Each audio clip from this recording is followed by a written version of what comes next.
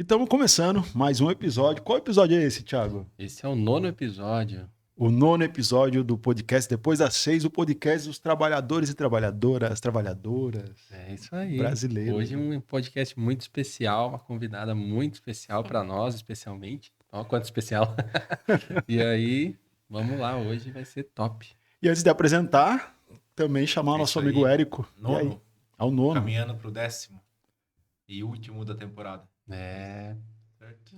10 episódios, né? É. E hoje aqui, na frente, né? Não mais por trás das câmeras, aquela que tem direcionado aqui a nossa parceira Nicole.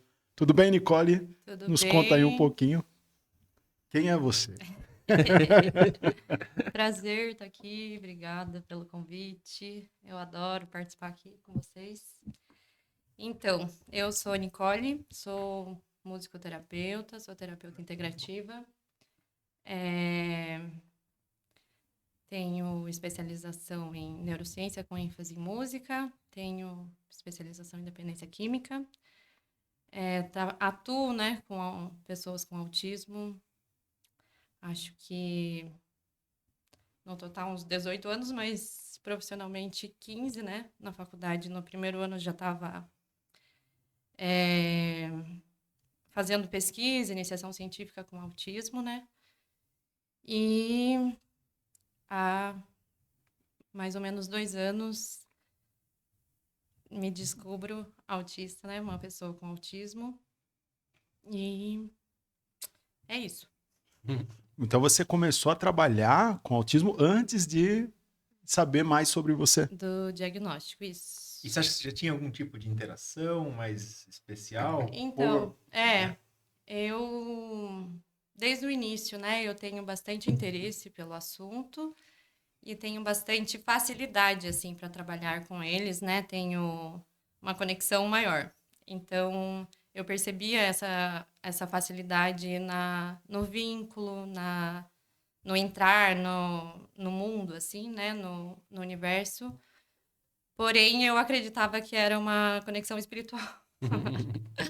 Eu achava que eu tinha uma familiaridade por questões E espirituais, não é? né? Não pode ser? Pode. Pode ser. Mas aí, por exemplo, crianças que não eram meu paciente, eles vinham pedindo ajuda, assim, para mim, para eu reportar alguma situação para outro terapeuta, né? Então, parecia que eu era uma porta-voz, assim, das crianças, né? E aí, depois que eu tive diagnóstico, eu acredito que agora fez mais sentido, né? Que realmente eu entendia porque eu vivi tudo. E como foi para Vi. você, assim, você de repente estudada, teve todo um caminho traçado, todo o conhecimento envolvido, trabalhou com isso e de repente cai no colo, vamos dizer assim, um diagnóstico do autismo para você? Então, é difícil Uhum, entender, perceber questões tipo que passaram na sua frente, assim, né? Então, uhum, por mais convívio que eu tivesse, era muito pouco falado sobre o adulto, né? E uhum, principalmente nível de suporte 1, né? sim. Então, era muito voltado para as situações mais graves, né? Uhum, Não verbal, bem o estereótipo, assim, de autismo, né? uhum, Que se balanceia, que fica isolado, que não comunica, né? Então, como eu estava... É outro tipo de situação, a gente não se enxerga, né? Não se vê uhum, dessa maneira, né? E aí, quando começou a vir a pulguinha assim atrás da orelha, daí a uhum. gente vê que começa a fazer tudo sentido a vida inteira, né? Sim, E mulheres, né, são mais propensas a mascarar, né? Que é o diagnóstico masking que a tardio, né? gente chama, né? Então, a Uhum, gente entende as situações sociais e a gente procura meios de mascarar isso para a gente se sentir inserido, né? uhum, Então, mulheres têm mais facilidade a masking, né? Então, por isso que uhum. são as pessoas que têm mais diagnóstico tardio são mulheres. Sim. Isso realmente faz parte, né? a frequência do autismo, né, de homem para mulher, são 4 homens para uma mulher, né, praticamente aí a questão epidemiológica. E a gente fala que na mulher realmente é muito mais difícil de se fazer o diagnóstico, porque a mulher, ela tem um feeling de fala, né, especialmente na questão de expressão e tudo mais, muito maior do que o homem, né? Isso é natural, genético. O homem, ele tem mais assim a questão de geolocalização, um GPS interno, e a mulher mais a questão de fala. Por isso que talvez estuda-se isso para o diagnóstico mais tardio na mulher, né? Que Uhum. provavelmente foi o que aconteceu com É, você. eu era muito, muito tímida na infância, Uhum, então eu já percebia que eu não me encaixava já uhum, na questão social, né? uhum, E da interação. Então eu não tinha interesse nenhum de conversar, de brincar, de me aproximar de pessoas. uhum, Porém, eu percebi, antes assim dos 7 anos, assim, eu percebi que eu estava fora uhum. da, das situações sociais, né? Sim. E aí eu encontrei mecanismos de mascarar, de defesa, assim, né? Que Uhum.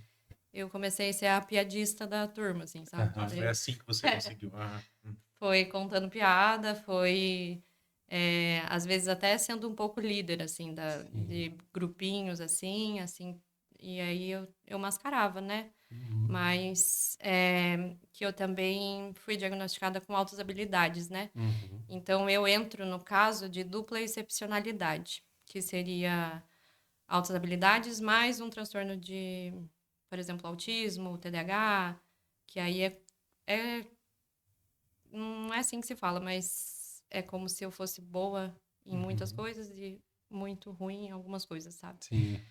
E aí, a altas habilidades me ajudou muito também a me socializar na Uhum. infância, né? Mas mesmo assim, meus interesses eram restritos, eu gostava de coisas de gente mais velha, eu me relacionava com gente mais velha, tipo, eu me dava melhor Uhum. com os professores do que com as crianças, né? Eu não tinha o brincar, né? Sim. Então eu falava sobre assuntos de gente, de criança mais velha, Então isso também ajudou muito a eu mascarar, né? Então, porque eu Sim. entendia o que estava acontecendo e Entorno. para eu me defender, e você gostava do quê? Assim, você gostava de tipo, dinossauros? eu gostava de ET, ETs? Ah, gostava de tudo da estrela, assim, de uhum. céu. O primeiro livro que eu li foi de astronomia. Nossa. Aí eu assistia South Park, eu gostava de Uhum. Black Sabbath, tipo, 7, 8 anos, assim, né? Então era, tipo, fora do Uhum. comum, assim. Então a- as minhas amigas iam dormir em casa e elas gostavam de assistir desenho e eu não gostava, sabe? Uma lembrança que eu tive esses tempos é de montar, eu adorava montar a Barbie, a casa da Barbie, mas eu Uhum. odiava brincar Prazer era de, montar. de socializar com Aham. e as minhas amigas ficavam bravas, assim, tipo, nossa, mas a gente montou tudo e agora a gente não vai brincar? Eu falei, mas eu já brinquei, já. Mas você Já. deixava elas brincarem também? Não, tipo, eles paravam a brincadeira. Eu acho que eu era um Ah. pouco Uhum. É que tem isso, né? Também, líderzinha. tipo, e você não conseguir. Tem um estereótipo, né, do autista, de não perceber, Não perceber. tipo, o que, que o outro sente, né, a É. partir do que a gente Mas faz, é um né? estereótipo isso ou é uma realidade? Então, o que acontece é a neurodivergência, né? Então, nossas funções cerebrais são diferentes de um neurotípico. Uhum. Então, tem algumas áreas cerebrais que são de percepção de reações, de expressões faciais, não sei se é amígdala, hipotálamo, alguma coisa assim, Uhum. que a gente tem ou hiperatividade ou hipoatividade nessas regiões. Então, a gente tem dificuldade de interpretar, por exemplo, assim, sorriso social. Eu demorei muito para entender. Então, eu não sorria se eu não estivesse me divertindo. Então, Uhum. isso sorrir para tirar foto, sorrir para conhecer alguém, sorrir para cumprimentar, não tenho vontade. Uhum. Eu aprendi que isso é por pura simpatia, né? Então, a gente não decodifica e não organiza questões. A gente é muito literal. Então, eu Uhum. só vou sorrir quando eu estiver me divertindo, né? Então, Por exemplo, na música, né, que é, os autistas, eles ouvem o som da voz falada pelo ouvido primário. Os neurotípicos já ouvem pelo ouvido secundário. O que significa? Então, uma voz falada de alguém para um neurotípico, ele vai jogar direto no córtex pré-frontal, vai organizar e já vai reagir àquilo que foi falado. Agora, o autista, ele recebe a informação, ele não consegue decodificar porque ele passa pela amígdala. E a amígdala é o que a gente sente medo, que a gente sente desconforto, a gente não consegue organizar o que está sendo falado. Então, por isso que a gente tem dificuldade de interpretar falas, né? E aí, uma das orientações que eu passo para pais, no meu trabalho, né, como musicoterapeuta, seria isso, a gente dar comandos cantando, porque é uma forma de se sentir mais seguro. A música, além de não passar pela amígdala, né, ela dá conforto, ela dá previsibilidade, ela dá segurança. E é a mesma coisa, por exemplo, de pessoas que a gente não tem vínculo. Então, é como se a gente vivesse em estado de alerta o tempo inteiro. Então, a gente ouve e a gente quer interpretar tudo o que está acontecendo. Então, se está tendo... se está sendo... Tá bravo, se eu estou incomodando, se está... Então, a gente fica em estado de alerta o tempo inteiro. Então, por isso que é mais fácil a gente se abrir com pessoas que a gente tem vínculo. Essas questões. São funções cerebrais que tá ou hipo ou hiperativa. E por isso que a gente reage de forma diferente. Mas Sim. Mas na infância, isso é muito confundido no sentido de, sei lá, os pais chamarem atenção, ou você não sorriu, você passou por sim, isso? porque a nossa educação, né? Eu acho que tanto na escola como na casa é muito rígida, né? Na questão do padrão, né? Sim. Então, eu vejo muitas mães procurarem terapia para que as pessoas com autismo entrem no padrão. Então, de fala, de educação, É como se a gente não estivesse num mundo, né? Numa educação de fato inclusiva, né? Preparada para neurodivergente. Então, mesmo na escola, com nível de suporte 1, a escola ainda é padronizada, né? Ainda é para ser igual a um neurotípico, não ver essas diferenças, né? Então, a questão de... Às vezes, a minha atenção vai ser eu me balançando, eu em pé, ou eu com estereotipia, né? E eu vou estar atenta. Então, e isso é cortado, né? Na educação, a gente precisa ficar sentado, a gente precisa estar prestando atenção da forma típica, né? Então, eu não sabia, né? Mas eu percebi, por exemplo, na faculdade, eu lembro de uma situação que eu estava na aula e eu estava me balançando, né? Com o pé. Eu acho que eu estava balançando também com o corpo. Só que eu estava super atenta, super focada, prestando atenção e estava lá, né? Com meus movimentos. E aí eu parei de prestar atenção e olhei para a turma, a turma inteira estava me imitando. E eles estavam assim. Então, tipo, é uma coisa que eu não percebo e que as pessoas percebem, mas isso não é uma coisa que vai tirar o meu foco. Então, a gente precisa pensar em neurodiversidade mesmo para adaptar e para acolher essas diferenças, né, dentro da... E você percebendo, assim, que estavam olhando pra você, foi o que? Como é que foi pra você? Assim? Foi um susto, porque eu não percebi que eu tava fazendo, né? Aham. Mas, tipo...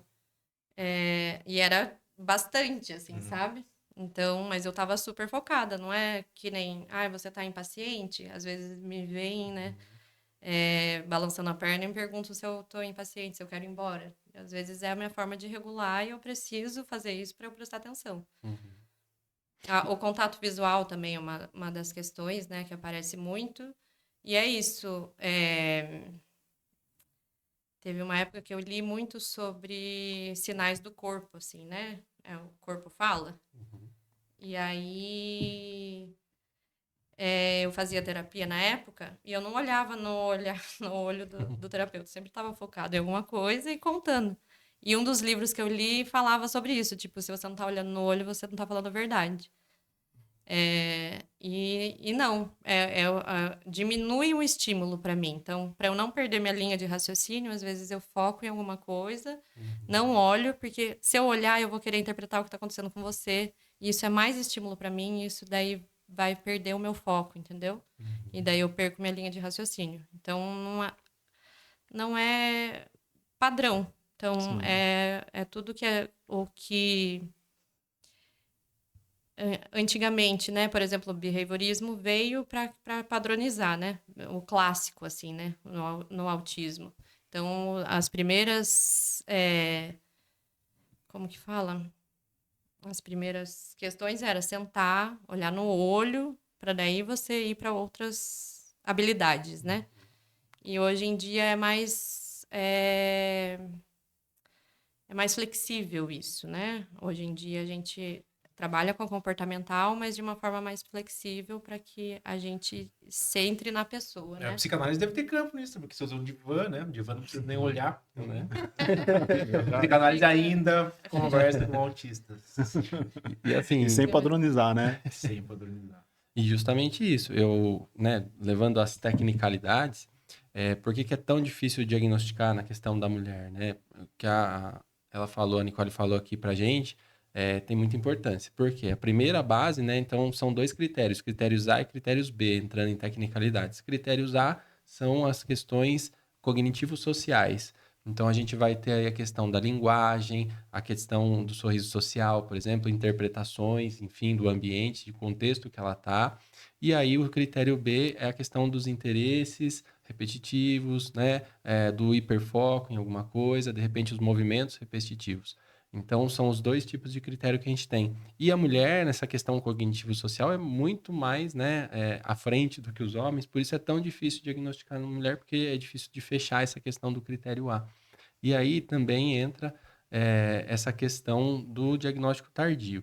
É importante que os pais percebam, levem no médico, né, de maneira frequente, para que também a gente consiga diagnosticar de maneira recorrente, recente, né? Então, precoce. Por quê? Porque a terapia, seja ela a musicoterapia, a psicoterapia, a fonoaudiologia, ela vai ajudar, né, a criança, ela tem uma maleabilidade cerebral muito maior até os 3 anos de vida. Tudo bem que assim, o desenvolvimento neural, a plasticidade neuronal que a gente fala, ela vem, né, na vida adulta ainda, mas na primeira infância ela é muito maior. E por isso que é importante a gente tentar diagnóstico precoce para que a gente intervenha com a equipe multidisciplinar. E assim, muitas pessoas confundem do tipo, eu preciso ir no neuropediatra, preciso ir no psiquiatra, mas não, quem faz realmente o tratamento são a multidisciplinar. Então, musicoterapia, psicólogo, fono, TO. Aí, lógico, por que que entra multidisciplinar? Entra essa questão que a Nicole também falou, essa né, coisas, multissintomas. Cada autista, ele tem um tipo, cada autista é um autista. Então, a gente não fala que é uma doença, assim, uma condição, porque uma condição é um transtorno do espectro autista. Desculpa ser tão técnico assim, Mas mas, é preciso, né? né? E assim, Thiago, só cortar. Para Sim. quem não sabe, que às vezes a pessoa está assistindo o podcast e não sabe quem é você. Você trabalha com isso. Sim, eu sou pediatra, a gente É tenta bom fazer a fazer esse questão do recorte, diagnóstico né? precoce, né? Tá, tudo bem. Então, assim, é importantíssimo não achar uma normalidade, por exemplo, assim, uma criança com 2 anos que não fala, não é normal, não é o tempo dela, precisa correr atrás, precisa identificar por quê. Claro, aí você vai fazer toda a anamnese, né, que é a história pessoal, ver, é uma criança que nasceu prematura, aí você tem que fazer a idade corrigida e tudo mais.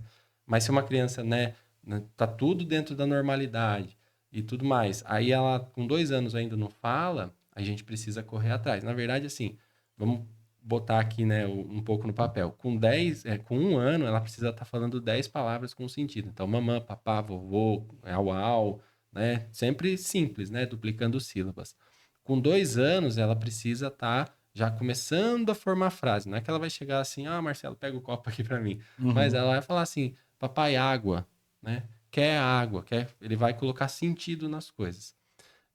E aí começa a duplicar. Eu estou falando 1 ano, 2 anos, mas existe um gap, né? Que a gente Sim. fala a questão de assim, até 15 meses, 1 ano e 3 meses. Ele tem que estar falando 10 palavras. Até 2 anos e 6, tem que estar montando frase. Aí vai, né, de cada pessoalidade ali da criança.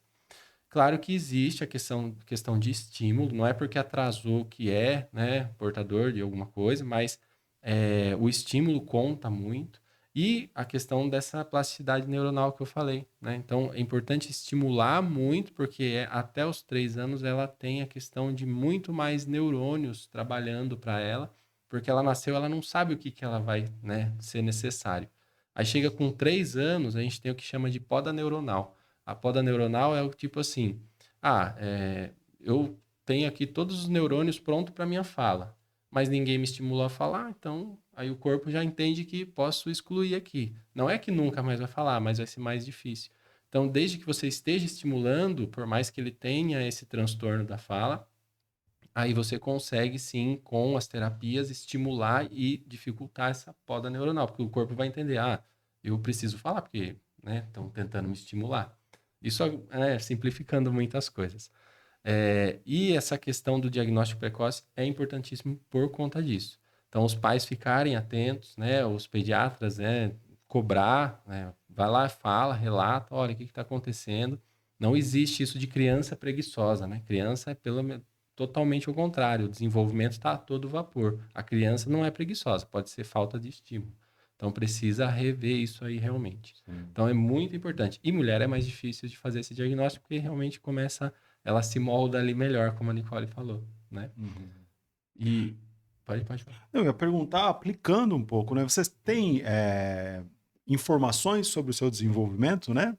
Sobre essas coisas que o Thiago foi falando, a primeira infância, né? Eu demorei, eu acho que quase 3 anos para falar. E a minha única palavra até os 3 anos era que significava água, depois de um tempo que a mamãe foi descobrir.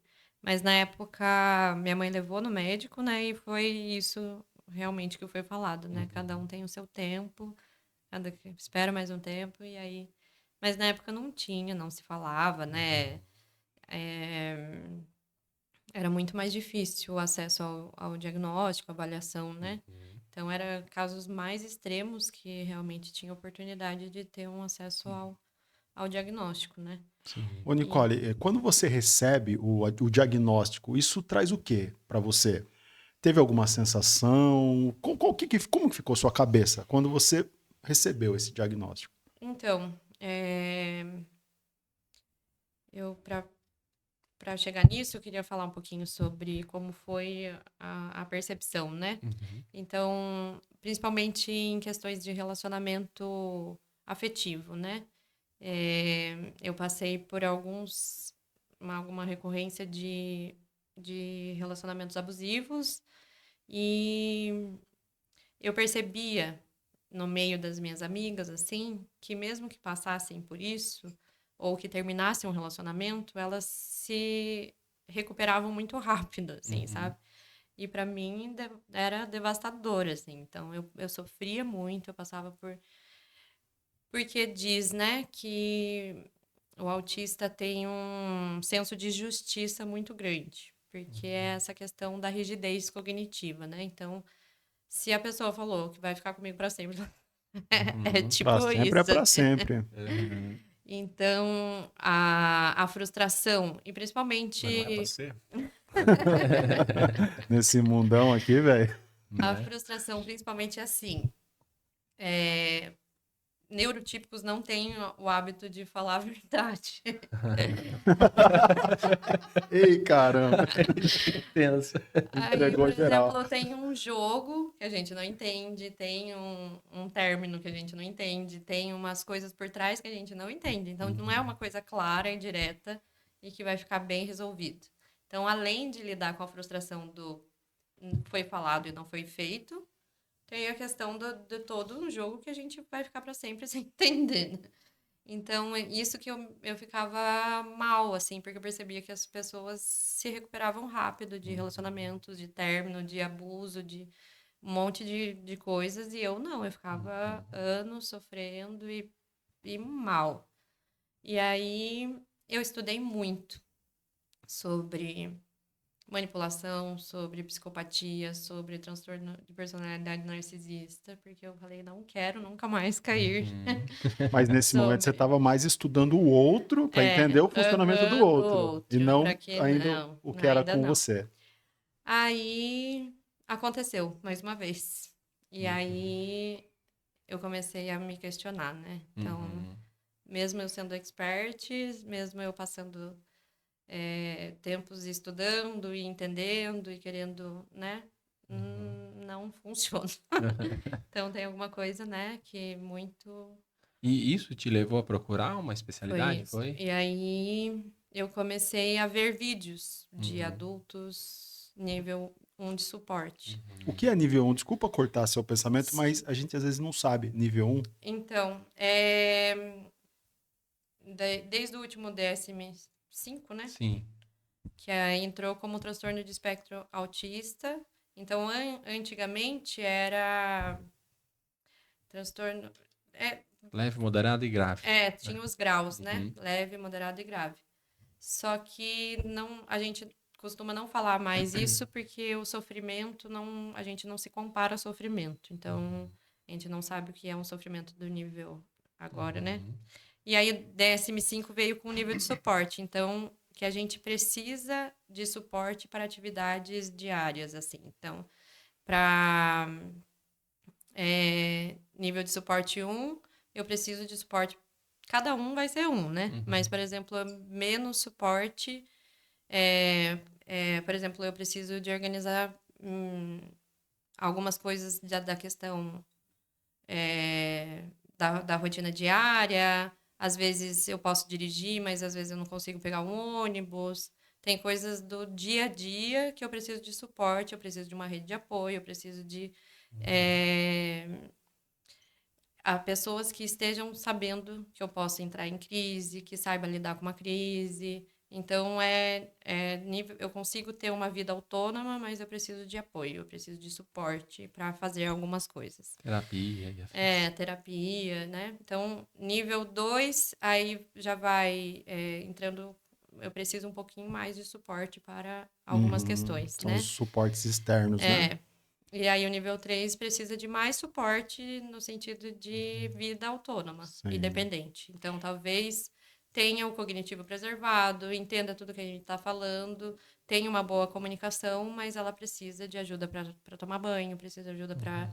Então, pode ser não verbal, né? Pode ser verbal.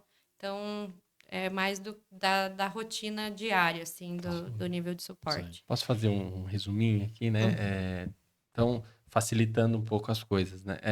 A questão, assim, o DSM, que a Nicole falou, ele é um protocolo que o mundo da saúde segue, né? Então, até então a gente fazia o uso do DSM-4, aí se eu não me engano, em 2013 foi o DSM-5 e agora 2023 tem o DSM-5-TR, né? Então, são simplificando as coisas, né, para a gente conseguir fazer o diagnóstico mais precoce. Ele englobou algumas peculiaridades que tinham antes, mas a gente, né, chamava de outros transtornos, entrou também no espectro autista. Mas, enfim, é um protocolo onde a gente segue para fazer o diagnóstico. Nele que eu coloquei a questão do critério A e B. E aí a gente usa esse protocolo. Aí o nível de suporte, assim, facilitando um pouco, né, para a gente estar ouvindo, eu tive um exemplo da minha professora de neurologia e eu acho que é um exemplo bem legal, prático, assim. Vamos supor que a gente está com o nosso filho lá no shopping e ele é nível de suporte 1.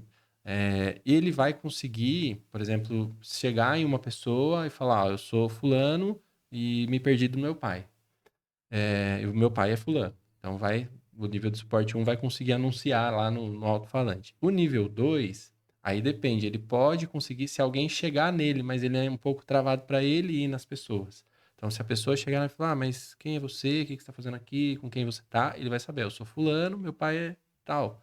Aí vai anunciar também, então você fica mais tranquilo. O nível 3 já não consegue nem se a pessoa chegar nele. Então, o nível 3 de suporte, ele não compreende a situação do ambiente em si. Aí entra a importância das terapias. Como ele né, então a gente fala que ele é uma condição e não uma patologia, então não é só remédio que vai tratar, mais as terapias. A terapia, ela vai sim conseguir, por exemplo, transformar o nível 3 em um nível 2, o nível 2 em um nível 1 e o nível 1 conseguir seguir uma vida normal. Normal, sim, desculpa falando, normal não é normal, é normal, gente. Mas é que o termo normalidade, ele vem de uma média, né? É estatístico, né? Então, assim, o que as pessoas, a média daquelas pessoas fazem. Então, entra no normal. Ele vai Não chegar estou nessa entrando média. na questão de mérito e demérito, tá? Mas, enfim, ele segue aquela vida cotidiana, vamos dizer assim. Sim. Então, só que é uma condição que se você deixar de fazer terapia, você pode sim, do nível 1 elevar para o nível 2 e nível 2 para o nível 3. Então, a importância do segmento das terapias em si, né? Essa é a Sim. importância. Legal, legal a explicação. Né? E aí, voltando então, você começou a se identificar com vídeos e Com materiais desse vídeos nível 1. do, do, da, de pessoas, né, que já estão falando sobre o nível 1. E aí é a questão dos prejuízos, né? Então eu costumo falar isso também, né? Porque depois do diagnóstico eu recebi muito, mas você não é autista. Você você fala bem, você conversa, você não sei o quê, né? E aí eu costumo dizer, tipo, ou eu ouço falar também, todo mundo é um pouco autista. E aí eu costumo dizer isso, tipo, se tá causando prejuízo significativo na sua vida, vá atrás para entender, né, o que tá acontecendo. E era o meu caso, né? Então, que é um assunto delicado, mas que a gente precisa falar sobre, da conscientização, né? Da ideação suicida, do índice alto, que mulheres com diagnóstico tardio, que têm essas questões da depressão, da ideação suicida, do não pertencimento, da falta de autoestima. Então, mulheres costumam sofrer mais essas questões e, por isso, estão mais suscetíveis também a relacionamento abusivo, né? Então, tanto que, quando eu fiz a avaliação neuropsicológica, né, e veio o diagnóstico, eu estava no nível 2 de suporte. Então, pelos prejuízos e o que estava mais pegando era habilidades sociais, assim, né? Então, ela encaminhou para todos os profissionais, né, que precisa, mas eu estava naquele momento num estado de pós-traumático, assim, que eu estava com um nível de prejuízo cognitivo ou de social muito elevado, né? Então, eu fui diagnosticada como nível suporte de 2, porém ela falou, provavelmente você nasceu com nível 1 e as causas ambientais foram agravando, né? Então, essas questões, por exemplo, que a gente precisa olhar como um todo, né? Criança que está com comportamento agressivo, que está entrando em crise frequentemente, que está regredindo em comportamento, regredindo em... A gente precisa olhar o todo, né? Então, tem questões alimentares, tem questões ambientais, tem várias questões que a gente precisa olhar, né? Então, é isso. E aí, depois, a partir do diagnóstico, você conseguiu recontar sua história e olhar de outra forma, né? A gente fala de narrativa, hoje também é na moda, né? Uma narrativa no campo político, que é uma bobagem, na verdade, né? Mas, assim, quando você percebe, você conta a sua história de forma diferente a partir do Sim. diagnóstico, né? Eu vejo que acontecer muito isso em alguns outros... eu sou da psicanálise, né? A gente sempre foi meio... avesso a alguns diagnósticos, mas em alguns, de alguma forma, amarra um pouco a vida, né? A partir do borderline, por exemplo, nossa, puta merda, eu fiz. E aí você sabe muitas vezes que não tá adiantando nada esse negócio. que você estava em um momento de crise, você estava em um momento que você estava entrando numa crise, e você conseguiu recontar a partir do diagnóstico, assim, né? Então, ele perguntou também sobre o que eu senti, né? Então, foi fases, né? Então, no primeiro momento, parece que você entra em luto, assim, porque você fala, meu Deus, acabou a minha vida, eu perdi um monte de oportunidade. Por exemplo, se eu tivesse feito terapia, antes, se eu soubesse disso, eu não teria feito isso, não teria feito aquilo. Então você entra num luto assim muito grande de tipo, meu Deus do céu, minha vida foi toda errada, né? Eu não sabia. E também eu tive muito diagnóstico errado, né, ao longo da vida, né? Então eu fui diagnosticada com 15 anos como bipolar. E eu fiz tratamento medicamentoso e nada acabava com as minhas crises, né? Então eu não sabia. E tudo eu queria explicar pelo diagnóstico de bipolar. E não fazia sentido, sabe? Então eu tomava medicação, eu continuava tendo crise, eu fazia medição lá de lítio, nada, não funcionava. E o bipolar, né, ele tem essa questão, às vezes, do hiperfoco também, né? Que é uma Uhum, outra sim. caminhada. Mas às vezes pode se confundir, né? Um dos Uhum. sintomas, né? Tem coisas muito parecidas, então cada um vai ser um caminho mesmo, né? Mas depois começou a me libertar, assim, né? O alívio de eu começar a entender tudo da minha vida, o porquê que aconteceu tanta coisa, a forma que eu reagi, a forma que lidaram comigo. Então, é uma libertação enorme, assim. Então, de a gente começar a entender que não tem problema nenhum eu ser dessa forma, que não tô fazendo mal, que não é minha culpa, que eu não sou louca, que a gente leva muita culpa, assim, sabe? Então, as coisas que dão errado, ao invés de é a culpa da pessoa que não tá sabendo lidar com aquilo. E não, eu tenho formas diferentes de lidar e também entendi isso para delimitar muito. Então, como a gente quer se sentir pertencente, né, a um grupo ou ter conexões, a gente aceita muita coisa e a gente mascara muito e a gente sofre depois. Então, é um é muito desgastante a vida social, né? Então, a gente estar no meio, assim, e socializar é como se fosse depois 3 dias me recuperando de todo o excesso de informação e de... Então, eu parei, comecei a estar em lugares, a estar com pessoas que realmente fazem sentido, que eu não vou me sobrecarregar, que eu não vou ficar mascarando muito. Então, eu estou mais perto de pessoas que me aceitam da forma que eu sou, né? Então, isso é realmente libertador, assim, é um alívio poder ser eu e poder... E pensando nisso, em ser você e tudo mais, vou fazer uma pergunta, parece que vai fugir um pouco do tema, mas vocês vão ver que vai ter tudo a ver com o tema. Mas quando e como a música entrou na sua vida?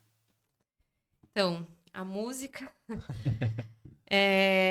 desde pequeno, né? Então, sem saber, sem ter diagnóstico, meus pais me ajudaram muito. Tava.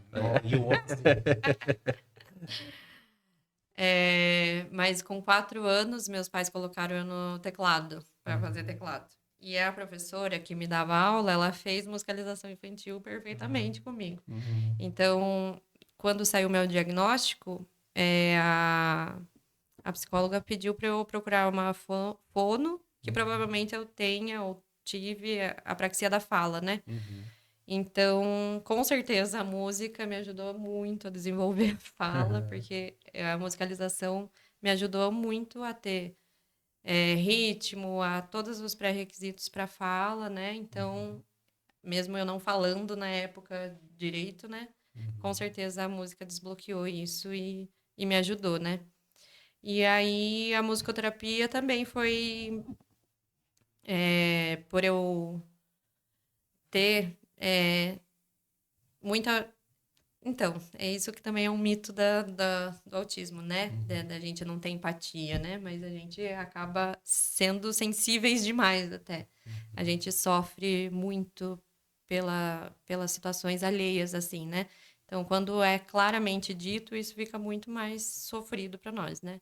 Então, às vezes a gente tem dificuldade em interpretar situações, mas a gente tem muita sensibilidade. E aí também eu tinha muita vontade de ajudar as pessoas.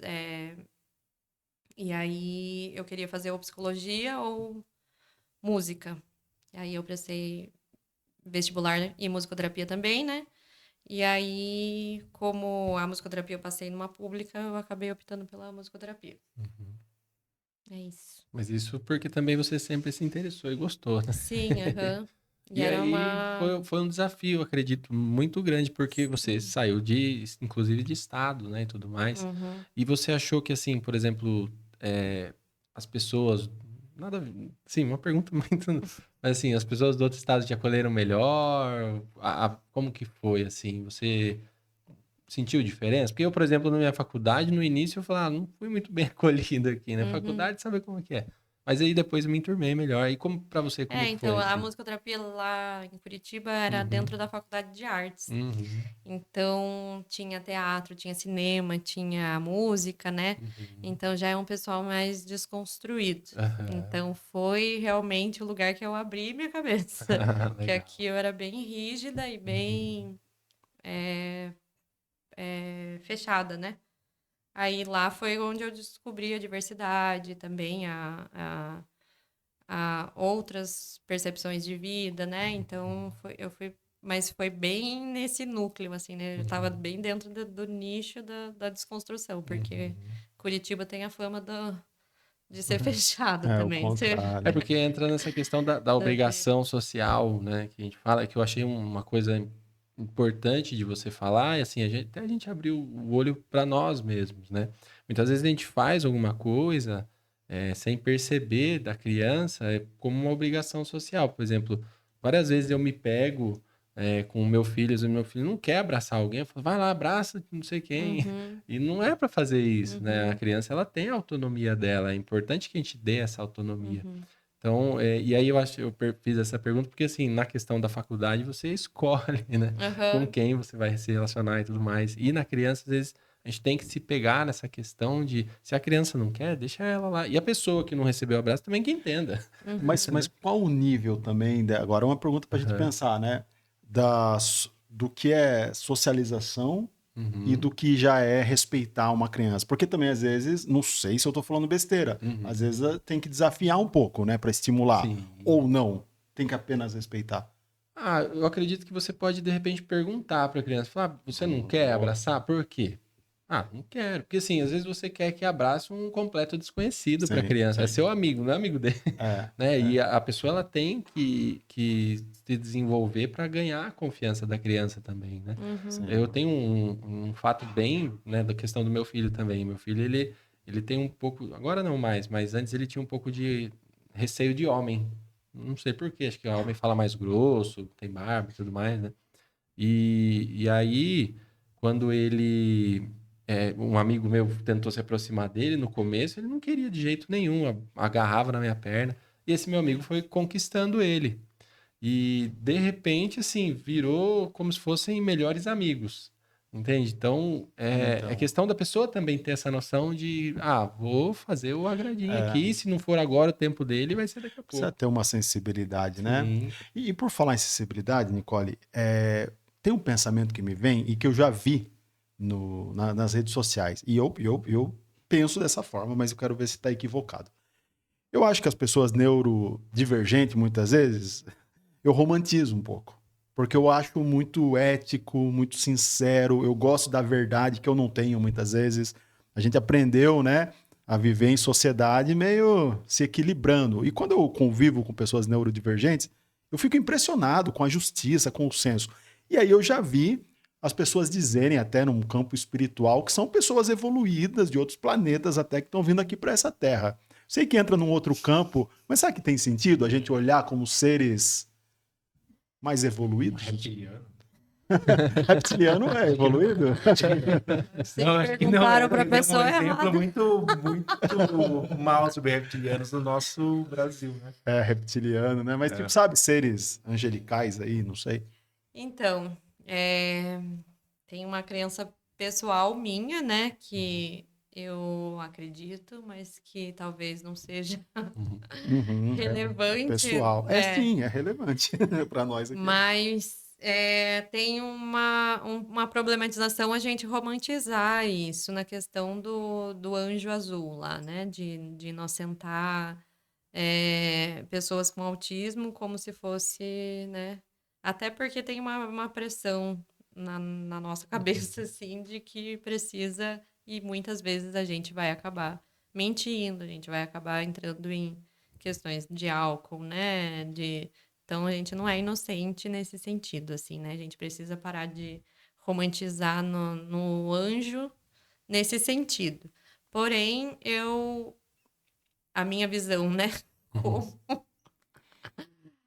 E que eu tenho muita conexão com a espiritualidade desde pequena, eu me sinto muito mais à vontade em estar com pessoas com autismo nessa questão da sinceridade,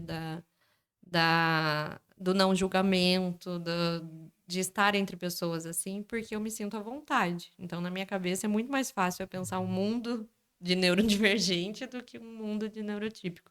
Para mim, seria muito mais tranquilo. Mas nesse sentido, assim, e eu tenho uma visão, né, espiritual na questão da frequência, né? Então, famílias que têm uma pessoa com autismo já começa a olhar de forma diferente, porque o autismo a gente tem que estar aberto a desconstruir todos os dias regras sociais.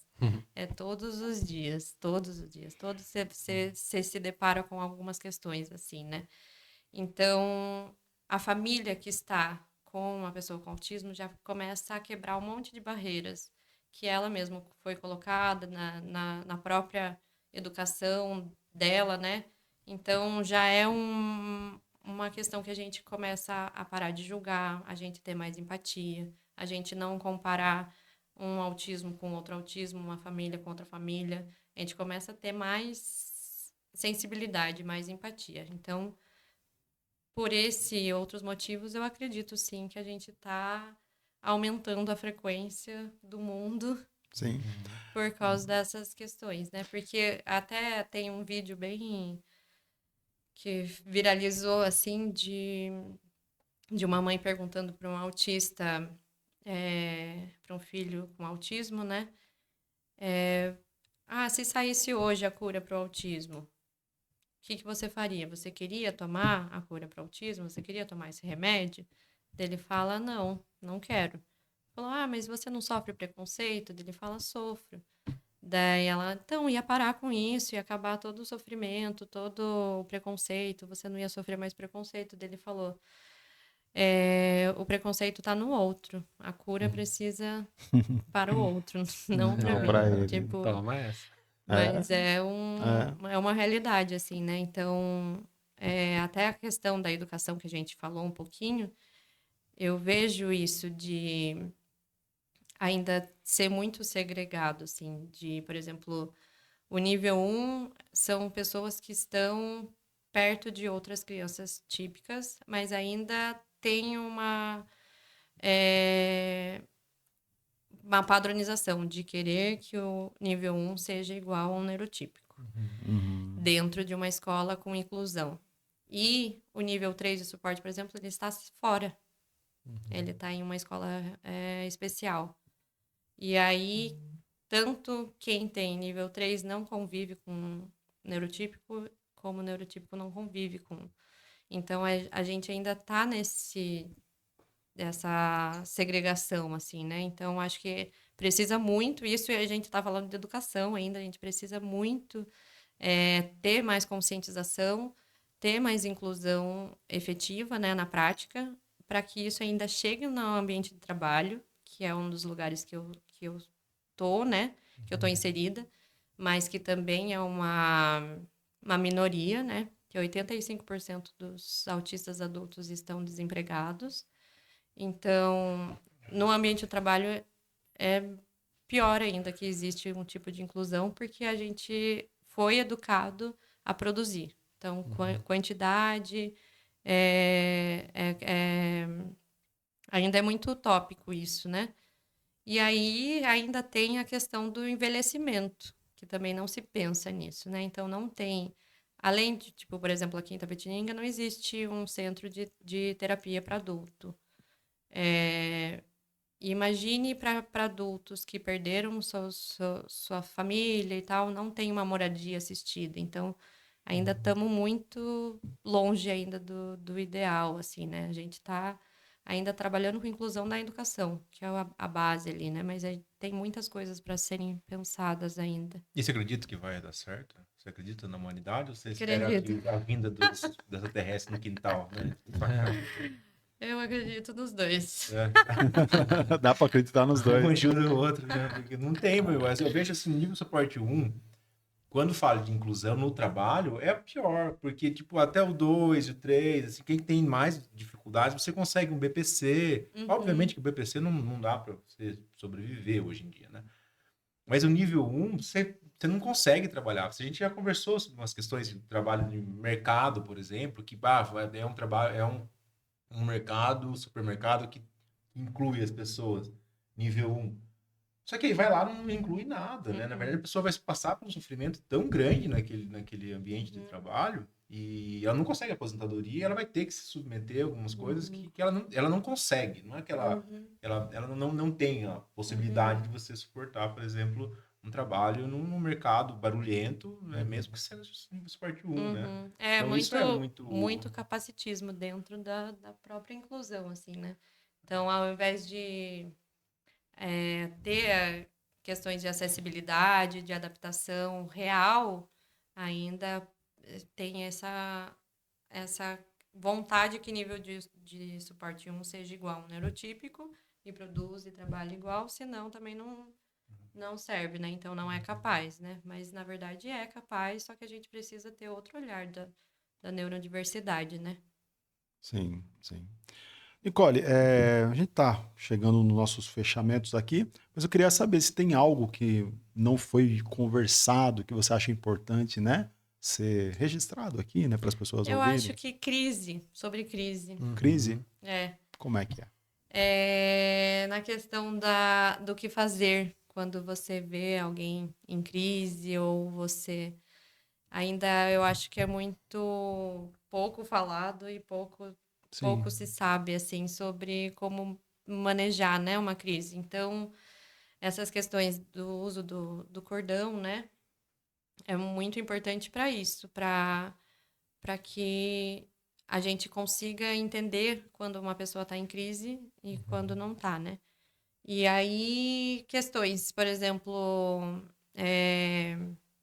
a gente tem dois tipos, assim, mais conhecidos de crise, que é shutdown, que é quando a gente paralisa e a gente vai desligando, assim, cerebral, o corpo para de responder.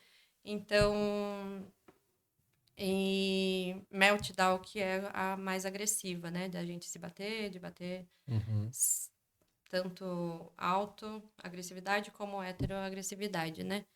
E parece muito uma crise de ansiedade, um pânico, né? Então, a forma que a gente gostaria de ser tratado é, tipo, não tentar parar, não tentar gritar, não tentar controlar nesse sentido, que a gente tem a autorregulação, mas a gente precisa de apoio, a gente precisa de suporte, né? Então, falar com paciência, com calma, com tranquilidade, poucas coisas, a gente não sabe o que está acontecendo. Às vezes deu um pane, né? Chegamos no extremo da sobrecarga, e às vezes, por exemplo, shutdown, eu não consigo responder. Então a pessoa pode perguntar o que foi, o que está acontecendo, e ficar desesperado. E eu não sai minha voz, não falo. E se você não está se machucando, não está machucando o outro, deixa que a gente vai se regular, por mais que esteja movimentos muito estranhos. Então eu vejo isso, tipo, por exemplo, um homem enorme que tem a nível de suporte 1 e está tendo uma crise.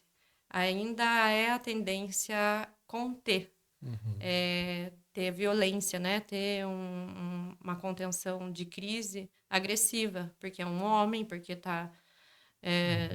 Ou mulher, que é uma frescura, que tá dramática, que é... Então, é saber lidar, né? Então, poucas falas, demonstrar segurança, demonstrar suporte ali. Acho que é isso. Muito importante, né? Muito Que a gente importante. realmente não sabe, se confunde com pânico, ansiedade, Aham. né? Sim. mas tem um pouquinho mais de complexidade, né? Para nosso entendimento que é Sim. raso, né? Bom, mas a gente falou um pouco sobre caramba, sentidos, né? E um dos nossos sentidos é o nosso olfato, né? Sim, Então aí com nós certeza. precisamos falar um pouquinho sobre quem Sobre a G deixa Perfumes, o nosso ambiente aqui apoiador, deixa o ambiente mais cheiroso. mais cheiroso, né? E sim, um sentido super importante, inclusive, para, né, se sentir bem socializado no ambiente. Tá aí cheirosinho e perfumado. A G Perfumes faz perfumes com alto poder de fixação, grandes aromas, né? Grandes aromas bem gostosos. Tem desde o doce, desde o cítrico. Segue lá na página deles, @gperfumes.br. Também tem no site deles e eles explicam certinho cada perfume, o que que é, para quem que serve.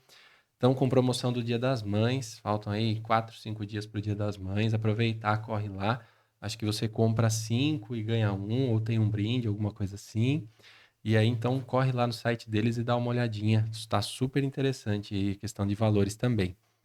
Aproveitar e falar também da Eleve Saúde, onde eu trabalho, atendimento em pediatria e fonoaudiologia. A gente faz também a questão do rastreio e acompanhamento, né, do tema de hoje aqui do autismo. É claro que, como eu falei, é uma equipe multidisciplinar, a gente tem, né, o pediatra e a fono, mas a gente precisa também da musicoterapia, da TO e tudo mais, mas a gente faz os encaminhamentos lá. Temos também a geriatra Débora, eu esqueci de falar dela as últimas vezes, mas ela atende lá com a gente também. Então, quem precisar de atendimento geriátrico, corre lá. E também falar do Correia Racing, eles que fazem os nossos bonés aqui, fizeram nossos bonés super legal. A Nicole já tem o boné, ela também já recebeu o perfume. Então, esses vão em especial, a gente vai sortear para quem seguir a gente lá no Instagram. A gente vai fazer um Olha, sorteio de hoje, né? legal. Então, segue lá. A gente vai colocar os como fazer, mas é seguir, curtir, compartilhar e colocar 3 nominhos lá, marcar 3 amigos pra gente. A gente vai fazer um sorteiozinho aí do boné.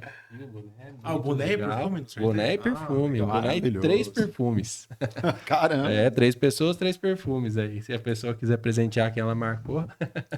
Fechou? Fechou. Maravilhoso. Então, vamos lá, né? Tratar cada uns aos outros, né? Cada vez mais com respeito, cuidado, né? Com Buscando certeza. autorregulação social, que o Érico tá com uma aqui. Conta aí, Érico, o que é isso que você ficou aí? Meu, assim, porque eu assisti, né, o último episódio na TV, ali eu tava puxando minha orelha, eu tava puxando meu nariz, eu tava me contorcendo, que eu falei, se eu levar alguma coisinha pra eu ficar mexendo, talvez eu melhore. Não sei se eu melhorei. Vamos ver. Como é que você se sentiu aí hoje? Isso é eu acho que mais confortável, assim, de real, assim. Mas hoje foi uma conversa também bem tranquila, né? Eu acho que Sim. de esperança. Aqui Esperança, nem que seja nos extraterrestres, né? Mas que a gente realmente consiga ter um mundo mais adequado e que respeite as pessoas da forma como elas são, né? Sim. Sim. E aí, quem tá assistindo a gente, vai lá e comenta se o Érico melhorou. Por favor, fala aí, né? O que vocês acharam, Pelo né? menos eu quase arranquei minha orelha, né? Mas aí, assim, perdão, só para falar aqui um encerramento breve da minha parte, mas os pais ficarem de olho, não ficar pensando nessa questão de, é tempo da criança, tempo da criança. Existe a birra, existe o período de birra, adolescência da infância que a gente fala, existe. E aí, mas tem que ficar atento aos marcos do desenvolvimento. Então, o pediatra, ele é o cara que acompanha, né? O cara ou a mulher que acompanha essa criança e segue uma tabela para o desenvolvimento da criança, né? Tabela, por exemplo, olha, até 9 meses ele tinha que estar sentando sem apoio, não está sentando, então já está atrasado. Existe, sim, a gente fala assim, dividindo a grosso modo, existe assim, marco do primeiro mês, tem que estar mexendo o olho, acompanhando a pessoa. Segundo mês, o sorriso social, que a Nicole falou. Terceiro mês, Alimentação. ficar com o pescocinho firme. Quarto mês, ele vai estar olhando as mãozinhas que ele está com o tronco firme aqui. Quinto mês, é o tórax e dorso, ele tem que estar retinho, sentado com apoio. Sexto mês, tem que estar aqui a lombar, abdômen, ele tem que estar sentado sem apoio, porém ele senta em tripé, com o apoio das mãos. Aí você vai ter sétimo, oitavo, nono mês, ele vai engatinhar. décimo primeiro, 12º, ponta dos pés ele vai andar com apoio ou sem, mas isso falando médias. A gente vai ter, claro, na nossa tabela, por exemplo, ele pode sentar ali dos 5 meses ao 8º mês. E o pediatra vai ter que identificar isso. Vai também fazer a idade corrigida dele, se ele nasceu prematuro, se ele não nasceu prematuro, nasceu a termo. Então, tudo isso é questão de estímulo e tudo mais. Mas é diferente eu pegar uma criança, né, com 7, 8 meses, ela não está sentando, não tem o apoio de sentar, de uma criança que tem, por exemplo, 1 ano e ela não está sentando. Como eu falei, o diagnóstico precoce, a intervenção precoce, ela vai facilitar muito a vida dessa criança. Então, não fique aí achando, é normal, é normal, é normal. Claro, o pediatra ele vai falar para você, olha, dentro da nossa tabela, ele está dentro da expectativa, né? Então, por isso a importância do segmento correto. Então, fica o recado aí, não ficar levando, né, as crianças pensando que é normal. E ficar de olho nas meninas, que as meninas são mais espertas que os homens em relação à questão de fala e tudo mais, né? Consegue, né, vamos dizer assim, enganar um pouco o sistema. Mas, dada a importância aí da gente estar acompanhando tanto homem quanto mulher. Eu queria falar isso também, Uhum. independente do diagnóstico, se tiver atraso de Uhum. desenvolvimento, procurar ajuda. E também uma questão, assim, das mães, na questão da comunicação. Eles vão com muita expectativa da criança falar como se fosse isso que fosse definir a comunicação. Então, antes de tudo, a gente conhecer a criança que a gente está trabalhando, né? Isso serve para terapeutas, para os Sim. pais. A gente conhecer, sempre questionar. Então, se tem algum comportamento diferente, se tá alguma questão que desregulou o sono, ficou irritado, tá com birra, tá com manha, tem coisas por trás que ele tá querendo comunicar e ele não tá conseguindo. Então, a gente precisa olhar ele como um todo. Então, às vezes, pode ser infecção, pode ser fungo, pode ser parasita, pode ser verme, pode ser alimentação, pode ser alimentação que está inflamando, né? Tem a questão da seletividade alimentar também. Sim. E aí, por exemplo, o autista quer comer sempre a mesma coisa. Então, o industrializado é uma das coisas que as mães mais dão, assim, porque... Sim. Mas a gente precisa daí ver o que tá acontecendo com esse sistema imunológico, metabólico, né? E então conhecer a criança principalmente e que a fala não é tudo para a comunicação. Isso é super importante. Então, tipo, as terapias estão aqui, estão fazendo nosso trabalho para crianças com autismo, pessoas com autismo, para melhorar a qualidade de vida. Então, isso vai incluir a comunicação, independente se ela é verbal ou não verbal. E a musicoterapia trabalha muito com a comunicação não verbal. Então, a gente entender e se regular, entender nosso corpo, nosso funcionamento, nossa emoção, saber que anteceder uma crise. Então, tudo isso vai ajudar na comunicação do seu filho. Independente se ele está falando, a gente vai ajudar e vai dar suporte para que ele se conheça, para que ele se entenda e ele possa pedir ajuda, independente se é oralizado ou não. Então, tem a comunicação alternativa, né, aumentativa, que serve para isso também, para a gente ajudar crianças a se comunicarem. Então, tem muitas pessoas que estão no nível 2, no nível 3 de suporte, que têm comunicação e não falam. Então, usam tablets, essas outras comunicações, para que fala se está com dor, se está com medo, se está com... Então, a gente, como terapeuta, a gente ajuda a dar suporte para que essas crianças tenham mais autonomia, mais independência e mais comunicação, né? Então, é importante as mães abrirem, né, esse Esse olhar. olhar, assim, para que sempre eles querem a fala, entendeu? Existe a fala e existe a linguagem. Isso. A linguagem é entender e se fazer entender, né? A Uhum. fala é o que a gente está fazendo Sim, aqui. Então, são coisas diferentes. E a musicoterapia entra nessa abordagem especial aí, que realmente faz muita diferença na vida deles, né? Uhum. E Dá pra fazer uns 25 episódios. Oxe, Nicole, vai embora, né? caramba. Vai embora. E também mães procurarem suporte psicológico. Sim, com Porque certeza. tem a questão da frustração, de não ser típico, de ter o luto também da mãe. A mãe tem que fazer muita coisa, tem que ir atrás de muita. Que ainda não está totalmente acessível para todo mundo. Terapias, diagnóstico, ainda é um nicho ainda de privilégios, né? Então, ainda é mais difícil no SUS, é mais difícil no... Então, as mães precisam de suporte também emocional e precisa ter essa união entre mães. Eu vi muito isso no CAPS, na PAI, o quanto a união faz a força, não deixa, né, cair. Então, a gente precisa dessa união também. E as mães também precisam procurar, né, ajuda, apoio, porque isso também faz diferença no tratamento da criança. Até porque o treinamento parental é importantíssimo. A terapia não é só fora de casa, mas dentro de casa também. Não adianta chegar lá na casa e ligar a tela, que é outro tema que dá pra gente Nossa, abordar aqui. faltou um monte de tema, né? Faltou muito Falar tema, sobre caramba, cara. aba, sobre tela. Eu fiquei com um monte de dúvida, mas a gente vai trazer você. Quer dizer, Vai- trazer você sempre tá aqui, você né? tá aqui. Você vai estar aqui, desse lado. Nicole, quem quiser buscar o seu serviço como musicoterapeuta ou outras. Eu tenho o ofertas. Instagram profissional, é scott.terapias.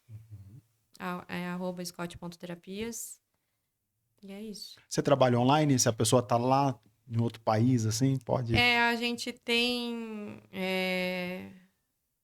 que fazer uma avaliação Uma avaliação. por causa da questão do vínculo mesmo, né? Se tem vínculo, a gente consegue manter a atenção e trabalhar remoto, né?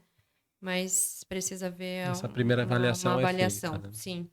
E é isso. É isso, então obrigado, Nicole. Nós agradecemos, né, por ter você como nossa parceira, né? Além da excelente profissional, aqui você soma demais, você veio aqui para nos salvar, né? Salvou mesmo. Você está aqui como a maestria aqui do podcast Depois das 6 e foi muito legal poder conhecer também um pouquinho mais, né, sobre tudo isso. Certo, rapaziada? Certo, obrigado aí todo mundo. Obrigado a nossa querida amiga da Nicole. Como que é o nome? Cristal. Perdão. Cristal. Obrigado, Cristal, por Obrigada. estar dando esse suporte pra gente hoje, né? Que a Nicole veio como entrevistada. Esperamos que tenhamos mais ajuda de você, porque, como eu falei, dá uns 25 episódios aqui com a Nicole. E é isso aí. Obrigado, pessoal. Eu queria agradecer vocês. Obrigada pelo convite. E é isso. Tamo junto. É isso. Fechou.